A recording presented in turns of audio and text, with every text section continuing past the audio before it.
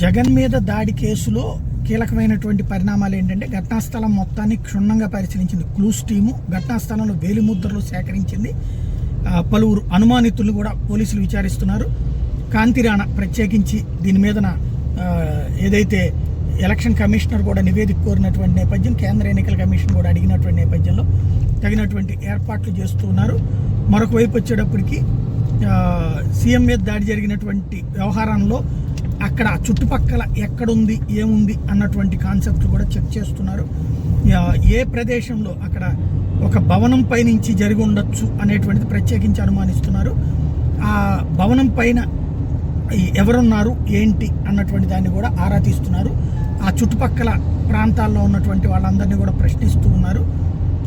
ఎవరు అక్కడికి వెళ్ళారు, ఆ డాబాపై నుంచి ఎవరు తీసుకొచ్చారు అన్నటువంటి కాన్సెప్ట్. డాబాపైకి ఏదైనా క్యాట్ బాల్ లాంటి వాటితో చేశారా, లేకపోతే ఏదైనా లాంగ్ రేంజ్ ఇంకా వేరే ఏదైనా వెపన్ వాడారా అన్నటువంటిది పరిశీలిస్తున్నారు.